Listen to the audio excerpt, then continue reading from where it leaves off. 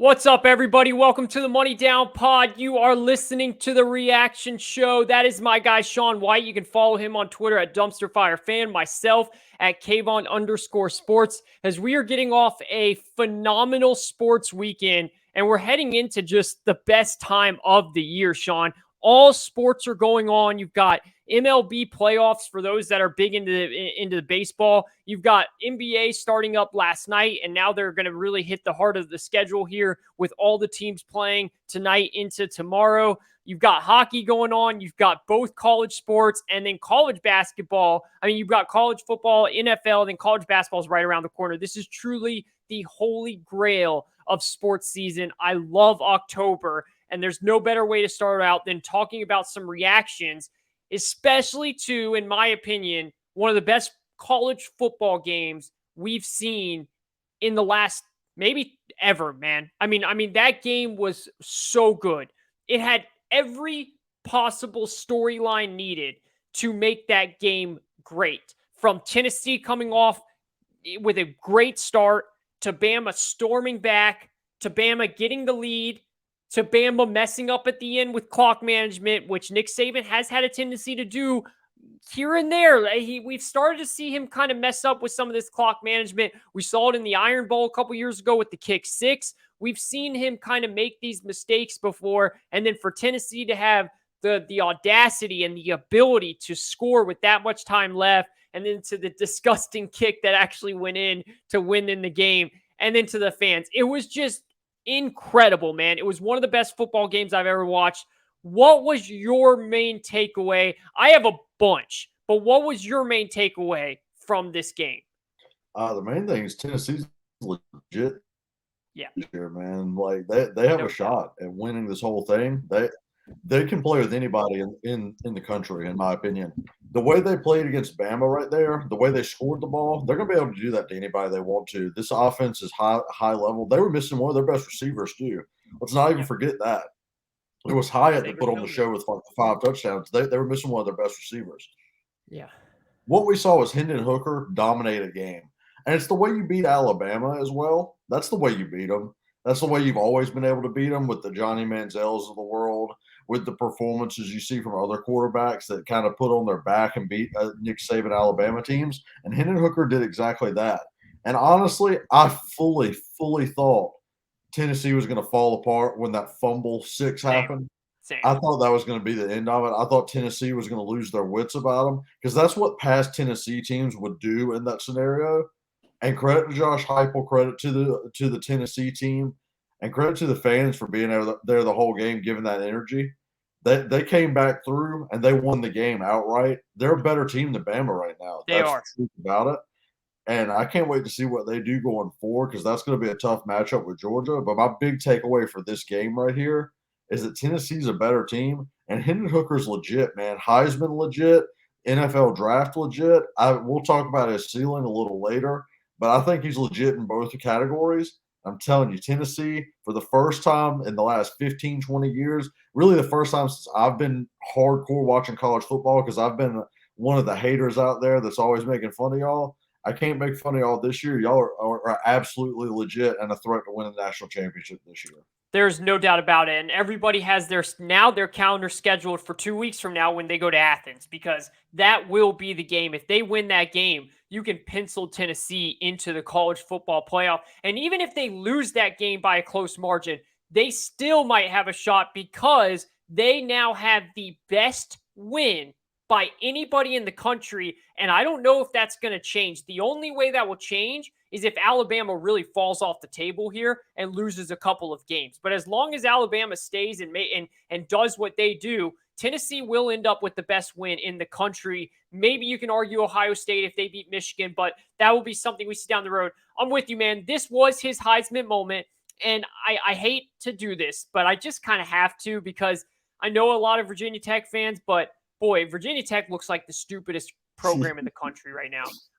They look like the dumbest program in the country right now. And I know Hendon Hooker was not the quarterback that he was here. And I also know that, and this is why the conversation, Sean, about him being NFL draft, I mean, he's going to get drafted, but him being an NFL worthy quarterback is going to be an interesting one, because Heupel's system is so QB friendly that honestly, me and you could go back there and make some plays. Like, that's how good Heupel's system is, especially in college. He schemes his receivers open. It's a very, very QB-friendly system, but you still have to execute. And what we're seeing is Hendon Hooker is executing at the highest level right now.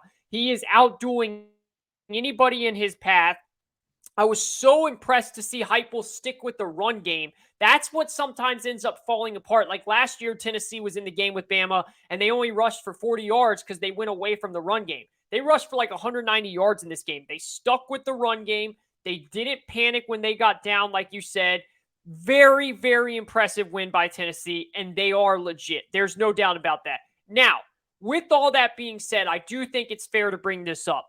This is me not taking anything away from Tennessee. They won that game. But Alabama, 17 penalties, like 170 yards. Nick Saban royally screwed up at the end. Royally. What are you doing throwing 3 pass plays at the end there? Run the football, man. You should be kicking that field goal with 1 second left on the clock. There is no reason at all you're not doing that. You have to kick that with 1 second left on the clock. I understand you have that Ferrari back there in Bryce Young, and you believe he can make things, and he did. The receiver dropped the pass, all that stuff. But all of that stuff happened, and Alabama was still in position to win that game. So I've heard some talk, Bama's falling off. And yes, Bama is more susceptible to losing than previous years, mainly because of their defense. But Bama still easily could have won that game. And my second biggest takeaway besides Hendon Hooker, and it's even close up there to be number one, my God, is Bryce Young good, dude. If Bryce Young is not their quarterback, Sean, I think Bama loses that game by 45, 50 points. I'm not even kidding, dude. Bryce Young is a one-man show back there. He is doing it, and I want people to be clear about this. He doesn't have Devontae Smith. He doesn't have Henry Ruggs. He doesn't have Jalen Waddle. He doesn't have what Joe Burrow had with Jamar Chase and Justin Jefferson. He is doing it with receivers that continuously to let him down by dropping the ball. And this guy is over and over again delivering. When I watched that game, Sean, everything that just kept telling me was, if this guy doesn't go number one in the draft, I don't care about his size. I don't care about his durability. If he does not go number one in the draft, that GM is going to get fired because this guy is just a baller, man. Worry about the injury stuff as it goes. This guy is an absolute baller. That was my second takeaway from it. What are your thoughts on that? Yeah, Bryce is a certified baller, dude. He's the number one prospect for quarterbacks in this draft easily. And honestly, probably the number one prospect overall. Will Anderson's kind of been a little shaky this year. He has been. For as good as he is. And I don't know his double team rate either, so I don't want to throw shade on Will Anderson like that. But Bryce, the way he's been playing, superstar level, because he's carrying this Bama team, like you said. Without him, that game is a blowout, like you said. It's so bad because we watched Milroe play last year. He wouldn't be able to keep up with the Hendon Hookers of the world like that, throwing bombs, keeping them in the game. Bryce is doing it with a shaky O-line as well for Bama. Yes, good point. He's doing it with bad pass catchers. He doesn't have J-Mo back there. You're right. He doesn't have a Mechie. He doesn't have any of those players. He's got Jahmyr Gibbs, and that's about it. And that's kind of what he's dealing with. But the way Bryce has poise in the pocket and the way he just delivers dots on time to receivers as they cut across with pressure in his face, it's next level stuff, man. He's got to be the number one quarterback in this class to me over Stroud. I know a bunch of people love Stroud's accuracy and stuff. And, a lot of people are going to start comparing Hendon Hooker and Stroud. They're kind of the same with the system, which is one thing that worries me if we wanted to get into that here in a second. That system scares me a little bit, the way Stroud also kind of has layup throws given to him.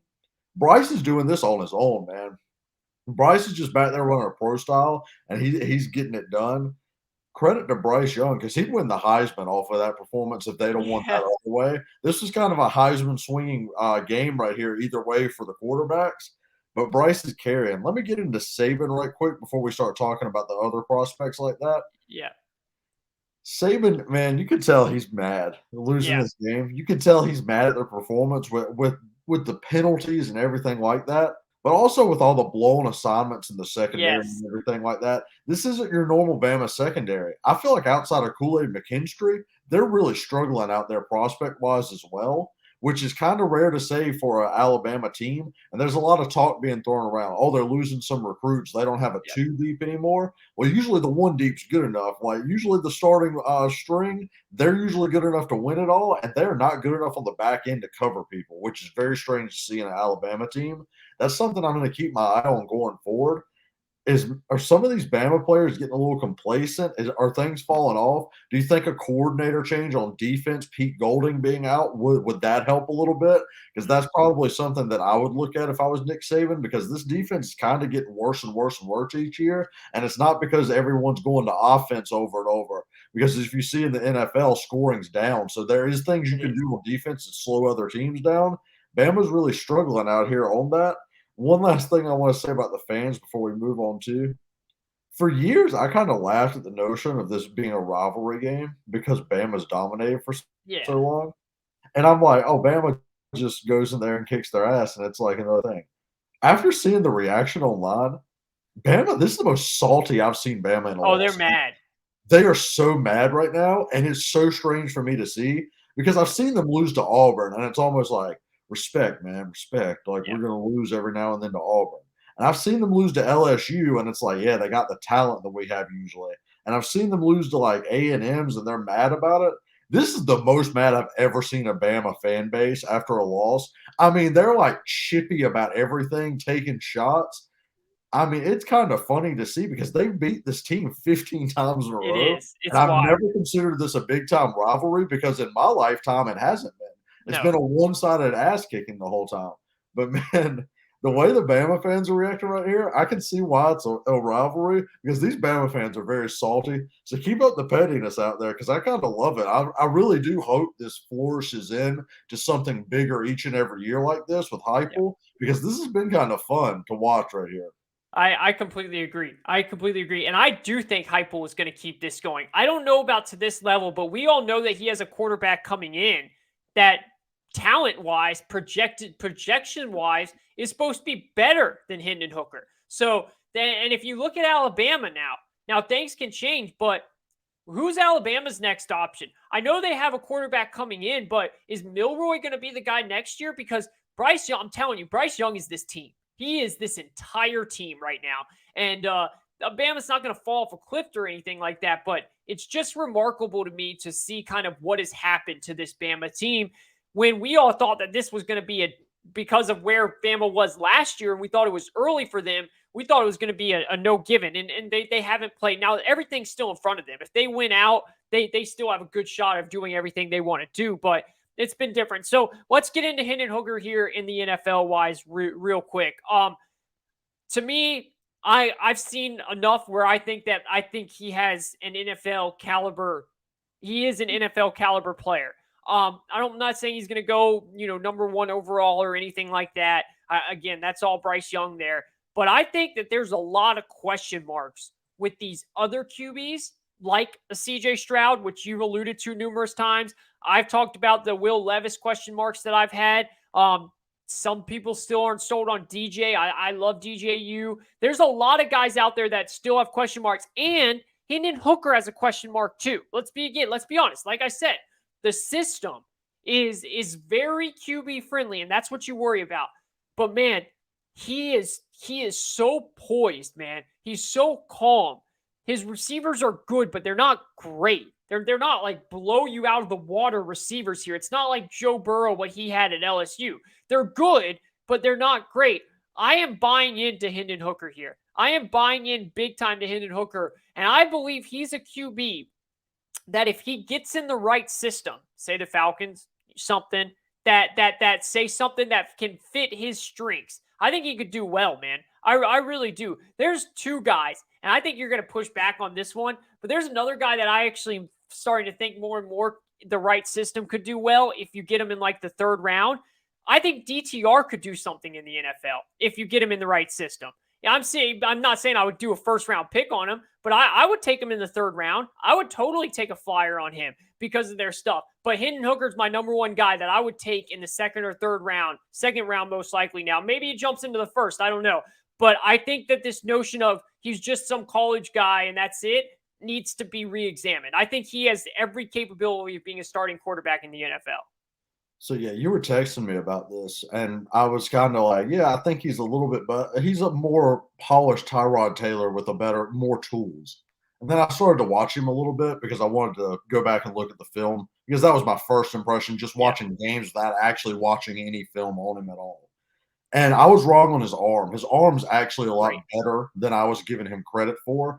It's because they're so open that I don't really notice how big time throws his are because he's not throwing into tight windows. No. But his arm strength and the way he lays touch on the ball and lets his receivers run under it and all that, that's elite stuff, the way he does that. He can definitely do that throw in the NFL. He can definitely get receivers open and have them run after catch. And he can definitely drop the ball in a bucket 55, 60 yards downfield. Yes. He can do all of that stuff, which I didn't give him credit for because, like I said, I see him throwing to open guys a lot.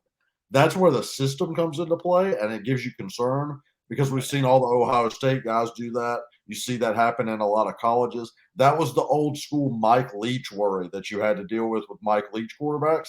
And honestly, Heupel's about as close to true air raid or you're going to get outside of Mike Leach out in the country. So that and his 24-year-old age, I think he might be 25 now, actually. It's one of the others that will be 25 by the draft. Those are the two things you worry about. What I will say is the way these teams are drafting quarterbacks now, he probably goes in the first at this point because I do think he has the talent for it. And I do think he can be successful in the right system.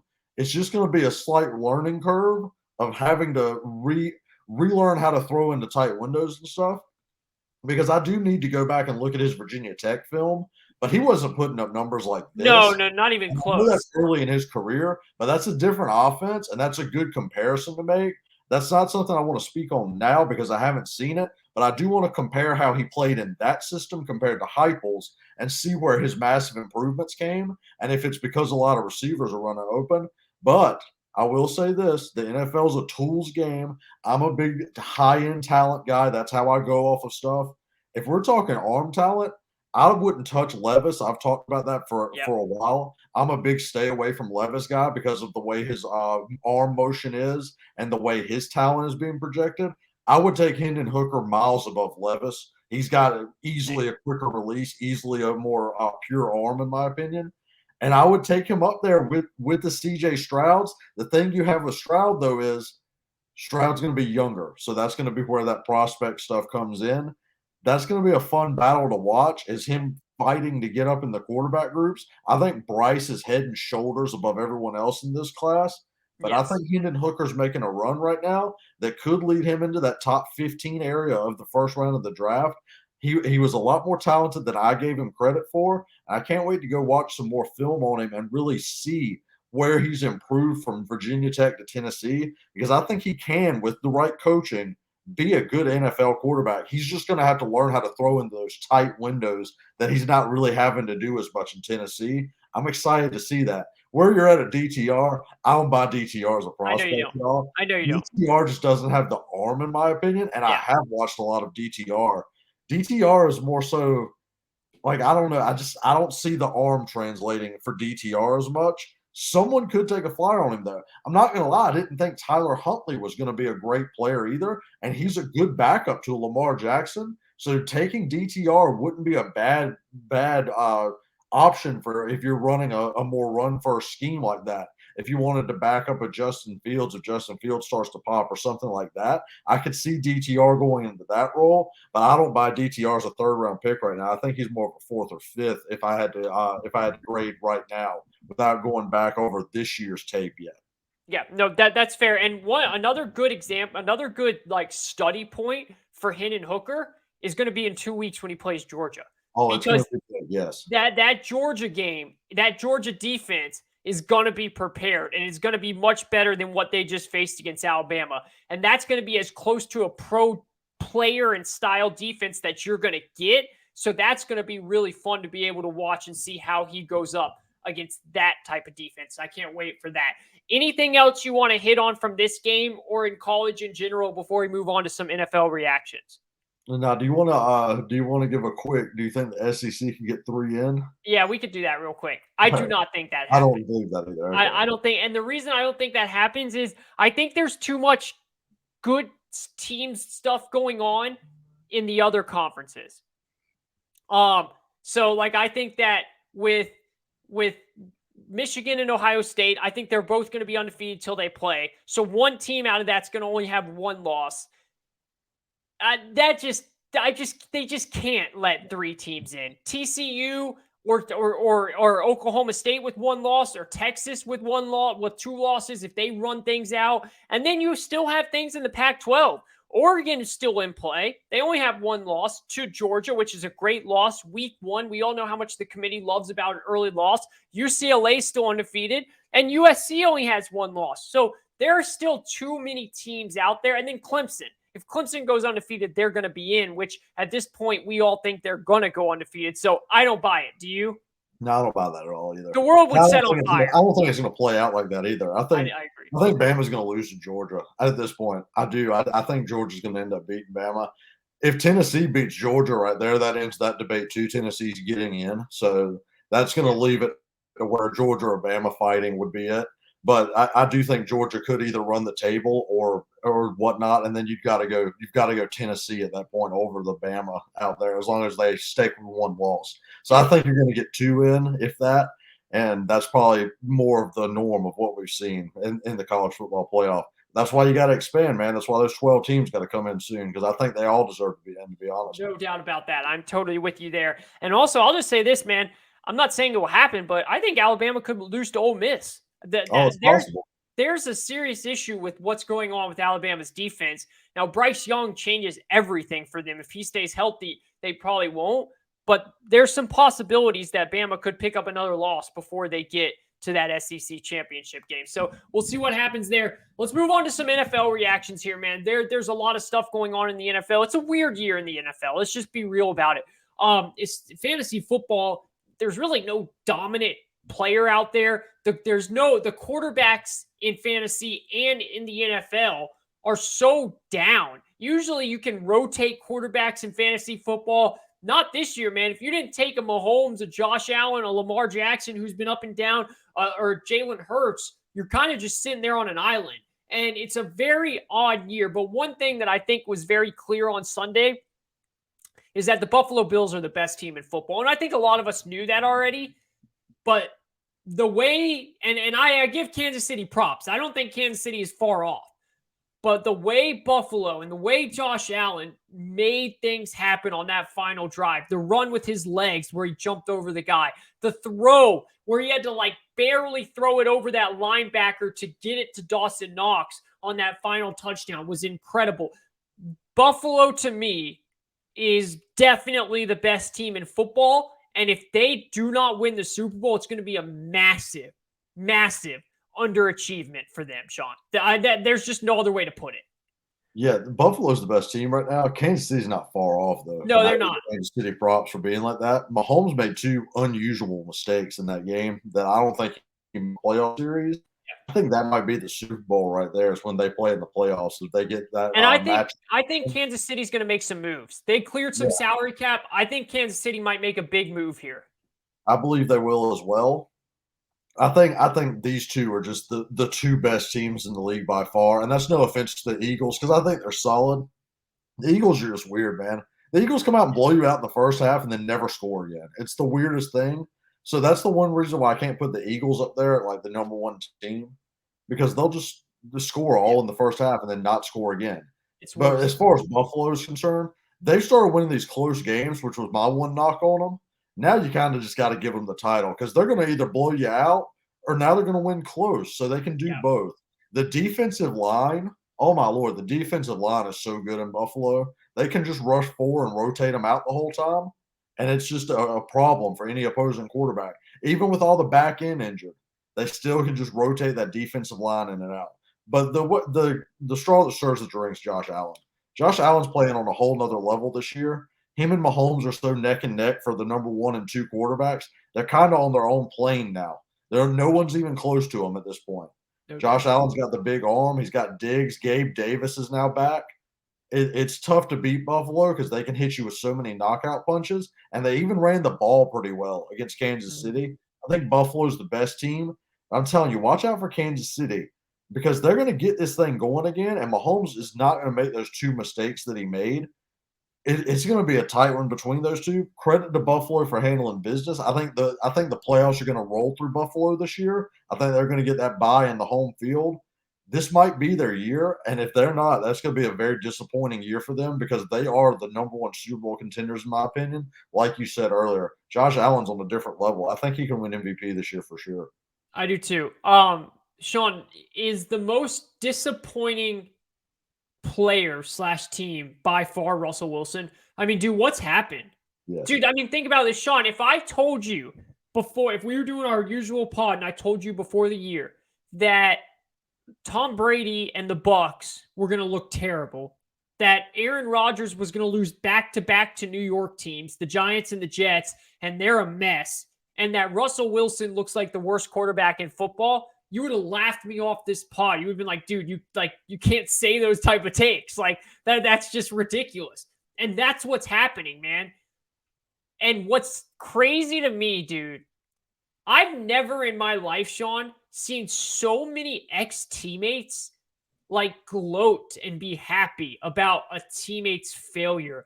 I mean, you see Doug Baldwin, you see Richard Sherman, you see all of these guys just piling on about Russ, and it just, what could Russ have done? Is it just because he's that fake? Like, what could this man has done for these guys to hate him so bad? His new teammates are staring at him like, what the hell is wrong with him? What is happening in Denver is an absolute disaster, dude. It's really, I feel bad for Denver fans. This is the worst possible thing that could have happened. And I don't think anybody in a million years could have dreamed that this is how things would have gone. Yeah, we were pointing the finger at Hackett in those first few games. No, It's on not Russ anymore. at this point. Yeah. Russ is playing like a rookie quarterback, man. Like he's playing horrible right now. He Yeah. can't make basic throws. He's He he leaving guys can't wide open. he's missing people. He can't make the throw when he sees them. I haven't seen a drop off like that ever. I mean, ever from the way he played before to now. And now we're leaking all these injuries out, which I always find a little suspicious, to be honest. We've been Yeah. playing bad for 4 or 5 Yeah. straight weeks. Me Now too. we're getting all these injuries leaked out when it's very quick for Schefter and all them to tweet out any little injury whenever people don't want to find out about it. Now all of a sudden nobody knew. Like that's a little weird to me. But I'm telling you, man, something about Russ in this locker room is not jiving well. And I Yeah. don't know if you're going to be able to fix that because I don't think you're going to be able to fix this relationship with all of these receivers and all of these O linemen and the whole defense. That's not going to be fixed by a coaching change. And I don't know what you're going to do or say to Russ to fix that, but they are locked into that contract because it is untradeable right now. I don't know how they're going to get Completely out agree. of that in the next year at all if they're going to try to move on. They're not going to be able to because they gave their picks away and the contract's so impeding. I don't know what Russ can do to fix it other than play better, but I don't know if that's possible right now because I've never seen a drop like this, dude. And I'm the other thing is with these teammates hating on him, my God, can you not tell that Richard and Marshawn and all them fully believe the defense and running game is the whole reason they won anything in Seattle? by far. And By far. they honestly hate the fact that anyone gave Russell Wilson any props for that at all. And it's kind of weird. We do give Russell Wilson props for being a top 10 quarterback, but it was after that Super Bowl win. Yep. So I kind of get where they're coming from on that. But at the same time, man, you hear some of these stories. I don't know if you've heard some of the like leak stories out that are never confirmed, but it's by like different sources. Like Russ has you like call his business guy to schedule phone calls with him. I've Like heard you that. can't just hit him up, even your teammates. He Heard has that. like his own shower at Denver, like doesn't shower with the team at all. Like Oh, stuff I like haven't heard that one. I've heard. I'm like you hear rumors like he'll throw like a party with like a private guest list and invite his teammates, and then he has like 4 security guards around him the whole party. Like it's weird stuff, dude.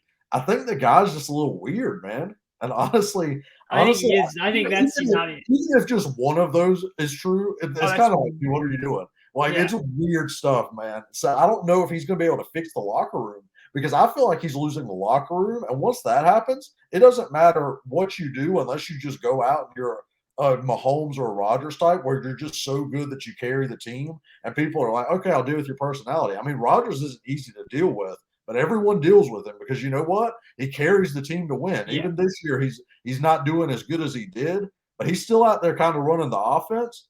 Man, Russ ain't even close to that level. And if he don't turn it around, it's going to be bad because that's going to be the worst trade and contract ever if he keeps playing like this. That's horrible. No doubt, man. He is an odd dude, and those things are just you just don't hear that from a quarterback. You know, usually it's hard to. I mean, look, guys are different; they have different personalities, but that is above and beyond just weird. And I mean, it's crazy to think, man, because John Snyder and Pete Carroll, they've got to be sitting up in Seattle just laughing like we try to tell all you And guys. Gino's balling. Gino's balling. They babied Russ. And we're all over here saying, let Russ cook all this stuff. They were telling us the whole time, Russ can't cook. He literally cannot cook. This is why we're doing this with Russ. And they have Denver's first round pick. I mean, dude, things could be really bad for Denver. And, you know, I had this whole theory that their saving grace would be to bring Sean Payton in, you know? But if I'm Sean Payton at this point, why the hell would I want to go there? Well, you know, why would I want to go try to fix that? There's no possible way. That just doesn't make everything that's happening in Denver, dude, is a big disappointment. There's no doubt about that. Let me connect this right quick. You're talking about Sean Payton. If you're Sean Payton, would you rather go there, or if for some reason they fired Cliff with Arizona, dealing with Kyler's attitude, would you rather go to Arizona? I would rather go to Arizona. I would as well, because honestly, I think Kyler would listen to Sean Payton. I think so too. Which I think would help. Whereas I don't know if this Russ thing's fixable. I don't either. I really don't either, man. I think that and the Waltons, they come in, man, they're not going to want to deal with some mediocrity here. The Denver situation is mind-blowing with what is happening. And I think that's a great question. I want to hear what all you have to think. If you're Sean Payton, which one would you rather go to? The Arizona Cardinals or the Denver Broncos? Me and Sean both say the Arizona Cardinals on that one. Let's go to maybe the biggest surprises of the season. My Atlanta Falcons are definitely in there. We can get to that. But I think maybe the two biggest is what we're seeing with the New York Giants and the New York Jets, with the Falcons right there with them as well. Brian Daboll is a phenomenal coach, man. He knows his limitations. He knows like his offense limitations. This defense is a wrecking ball. The offensive line is great. Saquon Barkley is going to win Comeback Player of the Year. The Giants are a big surprise. And the Jets defense and what Robert Saleh has them doing on defense is also a massive surprise. What are your thoughts on the two New York teams? Yeah, the Giants, huge surprise because I still don't buy Daniel Jones. I'm sorry. I'm not going to buy Daniel Jones all of a sudden now. But the way they're winning games still, in spite of the limitations at quarterback, props to Daboll. What Brian Daboll is doing right now is what everyone, including a little bit myself, not so much you, thought Josh McDaniels was going to do with the Raiders, which is game plan specific stuff like they did in the New England Patriot days for each team, and go out with the best game plan you can and just win games that way. And that's what Daboll is doing right now. He's finding weaknesses on opposing defenses. He knows his own limitations, and he devises whatever game plan is going to work. And if it's running the same 4 plays the whole game, he's going to do it in a combo that works to get them points. It's kind of crazy to see it. That Wink Martindale pickup for the defense has been huge because they're just going to overload blitz every time. And if they give up the play, they give up the play. But so far, they've been sound enough to not do that. So I love what the Giants are doing right now from a coaching aspect. They're a quarterback away from being dangerous, and that's with all their receivers being hurt or mediocre. Kind of crazy to see what the Giants are doing. The game plan specific stuff, like I said, has been real impressive. I love what I'm seeing out of Daboll. The Jets are a huge surprise. And honestly, if you told me that they were going to start off with the record they have, with the schedule they had, I would have been like, oh, damn, Zach Wilson's the man. That's not it at all. Zach Wilson's throwing like 18 times a game. It's this defense and run game. We all knew Breece Hall was a beast. Breece Yeah. Hall's he's murdering it right now. The offensive line's getting some great push and stuff. The passing game's kind of their downfall. But I got to give props to the defense. That defense has stepped up. They had spent money last year on it, and they've invested draft picks on it. But me and you both, I believe we saw Gardner as the number 2 overall prospect in the draft coming in. At least I know I did. You might have had him top 5. I know I had him at number 2. Yep. That man's a lockdown corner from day one. He's Might so be a good. top 2 corner right now. He's so good. You can't get passes off of him. He's so long. He's so athletic. Sauce Gardner is going to be defensive rookie of the year, in my opinion, and he's going to be up there as one of the best defensive players off the rip this year. The way he's putting out film and stuff, you can't really throw to his side, and you can tell that Saleh's using him the way they used Richard Sherman in the San Francisco days, and that's something to keep an eye on because Richard Sherman was a beast that Super Bowl year, and that's what Sauce Gardner's looking like, a young Richard Sherman out there.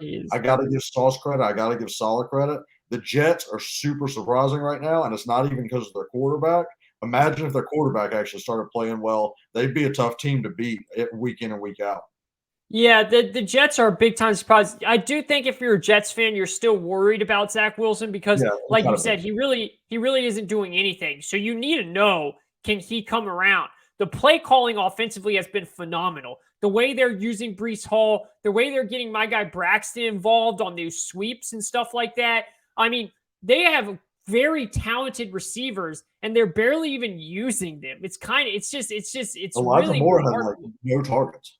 Yeah, it's crazy. I mean, there's very big similarities between the Giants and the Jets and how they're just winning defensively. And Daniel Jones is doing more than Zach Wilson is for sure. Zach Wilson's really doing nothing, but their running backs are leading the charge, and then they're winning on the defensive end. I'm totally with you on Sauce. Sauce is just incredible. He might be the best quarterback in the NFL right now. I mean, as a rookie, he is so good. It's incredible. Big surprises there. And then my Falcons, man, talk about good coaching. Arthur Smith is a hell of a coach. And you know what, Sean, what's crazy? When I was watching that game on Sunday, all that which I just kept looking at is, and someone said this too after the game, and it was like, that's exactly what I was trying to say. And I was thinking, we look like the San Francisco 49ers. The way we play football, we don't have the talent that they have. We're not defensively, we're not as good. And offensively, we don't have Debo and those guys. But we are very physical, man. We look like the San Francisco 49ers. And one of the guys, the writer for The Athletic for the San Francisco 49ers said after the game that Kyle Shanahan told him that it looked like out there that they were a spitting image of our team. And I think it's true, man. I think we are extremely physical. Arthur Smith is doing everything he wants with Mariota having to throw like 14 times a game. And we're winning, and we're barely using our playmakers that much. Well, Kyle Pitts and Drake London are coming up big on third downs. But other than that, they're just being great blockers. And it's kind of incredible, man. It's really why Dean Pease has the defense playing. Now, we lost Casey Hayward. That's going to hurt because him and AJ Terrell have been great in the back end for us. But I'm so impressed with Arthur Smith, man. I can't say enough about him. He is truly implementing what he wanted to implement, and it's working. Yeah, I'll tell you what, watching y'all are one of the more physical teams in the league. And I'll tell you what, it's honestly a perfect time because y'all are kind of zigging when everyone else is zagging. Yeah. Because everyone's playing too high safety now. Everyone's playing with lighter linebackers to cover the pass, to cover the Mahomes, the Josh Allens out there. And what y'all are doing is just power run game the whole game. Just power run, keep it in base, not let and if you bring the nickel out, y'all are just running on the nickel. It's kind of crazy to see y'all are playing that Tennessee Titans brand of football without Derrick Henry back there. And I like that because that's where Arthur Smith came from, that sticking to his guns. He was the part of that Tennessee Titans team where Henry had those big 1,000-yard years, like almost close to 2,000. Arthur Smith is calling games like he has Derrick Henry still. I like it. I like seeing that. And even though Pitts is struggling fantasy-wise, you still have him as a weapon whenever you do need him for the matchup. I would like to see him get a little more Me involved. too. Drake London's a beast on the outside. He's looking like a very good pick, a home run pick. Like I said, I'll say it again over and over. I was wrong on Drake London. He can definitely separate in the NFL. No doubt. I like what I've seen from him. I do think y'all are one accurate quarterback. Like you mentioned Hendon Hooker, he'd be good.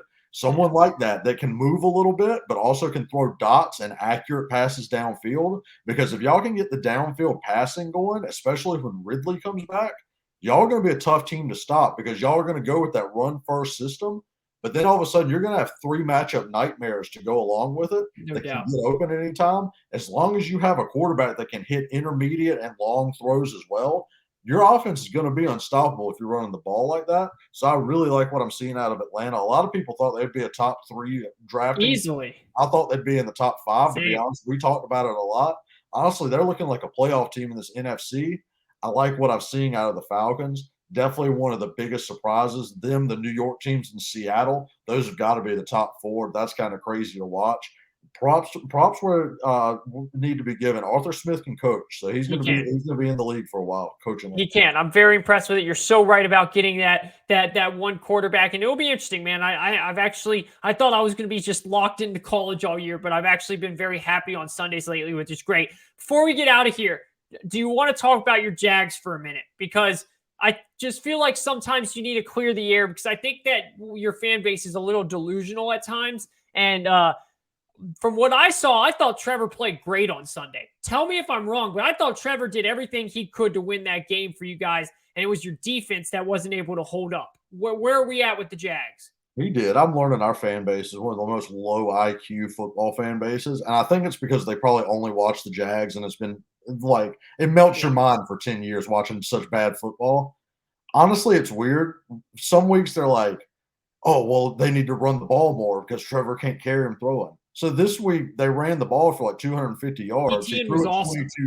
He threw it 22 times, and they're like, "Oh, he only threw for 180 yards, and why didn't he win the game?" Well, he took him down on an 18-play drive to take the lead. It's not his fault. The defense couldn't stop one of the worst offenses in the league. Yep. Like, I don't understand where the fan base, after years of listening to them constantly, Blake Bortles going to be a franchise guy. Minshew.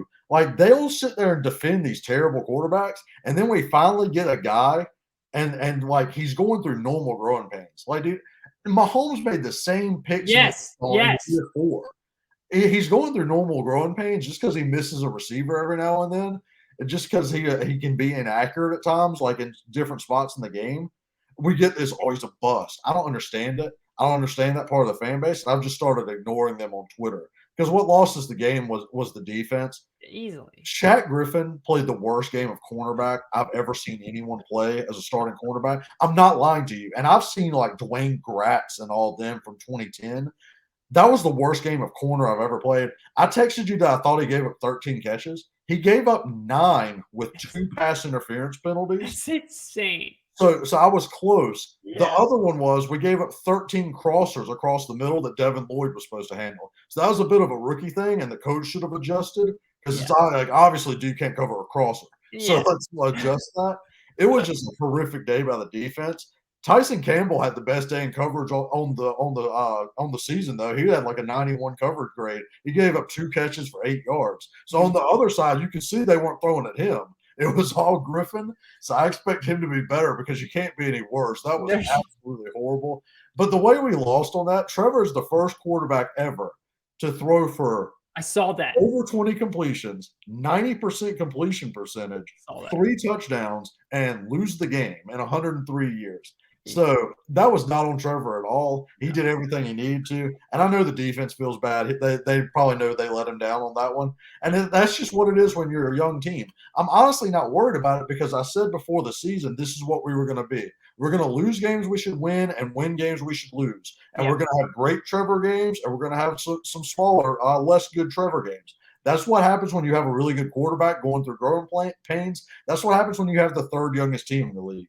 So I wish the fans would get a little perspective on that. One more thing I want to say before we get out of here. I had such a bad beat on the parlay on Saturday. Oh, yeah. It was so rough. So before everything, I was trying to decide, and I was like, I'm going to put together a 5-teamer because I like it. I like a lot of bets. Oh, I love it. I do it Put them every together. Saturday. To start with, I took Penn State in the points with the parlay. So I had that to start with Oklahoma State 4.5 plus 4.5. Yep. I had Tennessee plus 9, so that obviously hit. Then I had LSU on the money line over Florida. And then sadly, I had USC on the money line against Utah. Oh. So what happened in the day was I saw Penn State starting to get blown out, and that would already piss me off because I like the rest of my parlay. Yeah. And what you can do on my bookie is if your parlay is still alive, they'll let you just bet the rest of your parlay after the first leg. Oh, wow. So like it kept going, and I switched it out because I had another game I liked. I liked Arkansas on the money line against BYU. Yeah. I just switched them out and put Arkansas. I already lost the money on the first one. Yeah, I got you. But I bet it again with Arkansas on the money line. And throughout the whole day, all my legs are hitting. So I'm like, oh, I'm in it. I watched through the third quarter into the fourth for the USC game, and I was like, oh, I'm in business right here. USC, I thought you were good. So I had to go to bed mid-fourth because I had to work the next day. I woke up, and they lost one fucking point.